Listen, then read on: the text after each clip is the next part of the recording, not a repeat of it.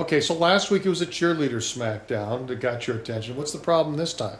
Well, haven't you noticed, haven't you been watching? 3 violent events in 1 week. You got the third graders plotting to murder their teacher, you've got the cheerleader smackdown, and oh, to cap off the week, what do we have now but a teacher assaulted in Maryland? What else are we going to wait for? Look, we've always had these problems. Kids beating up other kids. It's been going on since Cain and Abel. It's not just kids beating on other kids, and it's getting worse. This is now kids that are starting to beat up on grown-ups.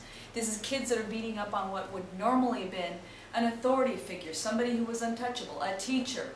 And it's happening at earlier ages, and it's happening more and more often. So, what are you going to do about it? I mean, we already have anti-bullying programs in the schools. Well, okay, so we're spending billions of dollars annually because there are federally mandated bullying problems, yet the problems not only continue, but they're increasing both in severity and number. Well, why is that? Well, for whatever reason, they're not working. They're not as effective as they should be. They're not focusing on the problem in the right way. And if the billions of dollars we've been spending doesn't prove it to us, then why don't we take a look at what's been happening this last week? Well, to be honest, the problem with anti-bullying programs are mostly that they're focusing on mitigating, minimizing a problem that already exists, not preventing it in the first place. And quite frankly, the issue of social skills education is a lot broader than just minimizing a bullying problem. There's a whole spectrum of soft skills, of character education, of all those aspects of interpersonal relationships that's completely missed. Why is that important?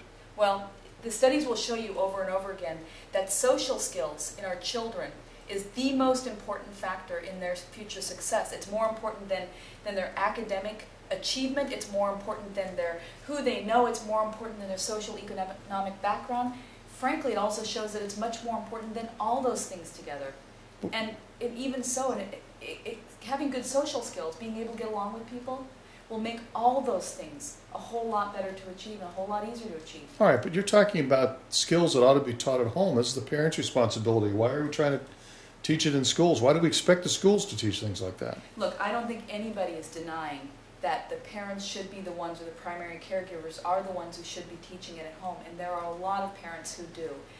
But for a myriad of reasons, some of which we covered in an earlier video from last week on YouTube, our children are not coming equipped with the social survival skills that they need in order to be successful.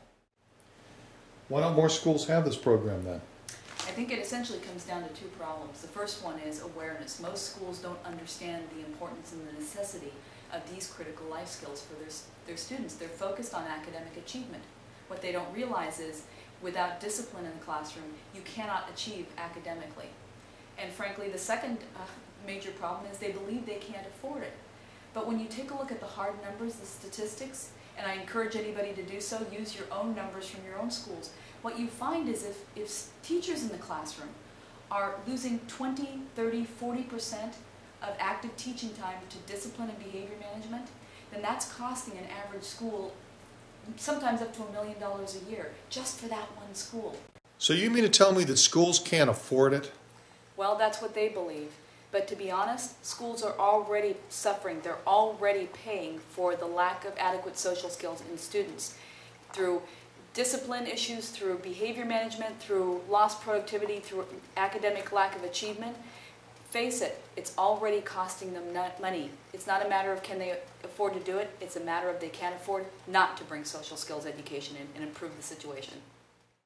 Look, this can't be the only solution out there. Why yours? Well, you're right, it's not the only solution out there, but I can tell you what isn't the solution. The Baltimore Sun just suggested yesterday that the solution to teachers being assaulted in the classroom is to give them crisis training so they can manage the assault when it occurs. Nobody's talking prevention. That's where our program comes in. Well, look, someone's going to say that this isn't about solutions, that you've got some sort of an agenda. Well, you know what? You're darn right I have an agenda. I have a very, very big agenda. My agenda is to make the classrooms, our society, safer for my child, for their children, for their grandchildren, for all children, so that these kids don't become a statistic ongoing. We've got to take control of this crisis. All right, so someone out there is going to want more information. How do they go about getting it? Well, if they want information on our program, they can find it on our website. They can go to socialsmarts.com or politechild.com. I'm sure there are other solutions out there, and I encourage anybody who can find an effective solution such as ours to go ahead and explore that, because whatever solution they use, they need one. Okay, well maybe the solution for now is for you not to be watching the TV anymore, because what's going to happen is it's just going to irritate you. And you know tonight there's going to be one more story about the cheerleader smackdown or the teacher assault, and all you're going to do is get into a funk. I can't help but get into a funk. Our schools, our teachers, our communities, our children, they're in crisis, and nobody seems to listen to that yet. Nobody. We've got to get that message heard. Well, hopefully somebody will watch this video and pass it on. I encourage them to do so.